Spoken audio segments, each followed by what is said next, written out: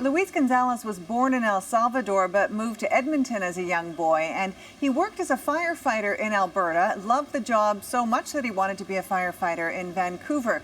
So he applied, beat out hundreds of other candidates in 2013, but he says the harassment started almost instantly. His first week of training with his recruit class, he says they had just finished a big exercise. They were removing their sweaty gear, and here's what he says happened. In the classroom, as I was taking off my shirt, one of the training officers said, just like a real wetback, right?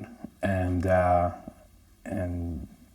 kind of looked around, and some of the guys looked, kind of around as well, like, did he really just say that?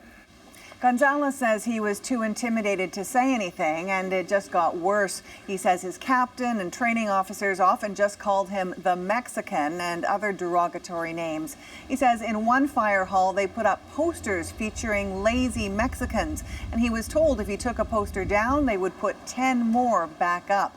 He also says that his colleagues told racist jokes not just about him, but about Asians and Indo-Canadians. He says it got so bad he became profoundly depressed and he couldn't sleep. He eventually filed a complaint with the city of Vancouver, and in it he talks about a training exercise where they were on the truck. A black woman walked by the truck, and he says the captain pulled out a spotlight normally used to find addresses in the dark. And he jokingly plugged it in and was going to shine it on her, pretty much stating that she was so black that you couldn't see her because it started to be nighttime. The city investigated and found he was harassed, but no one was disciplined. Here's Deputy City Manager Paul Mokry.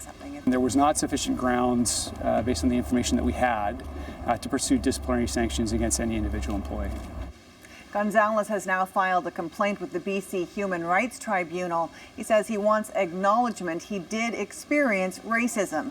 The tribunal hasn't yet decided whether or not they'll accept his complaint. Erica Johnson, CBC News, Vancouver.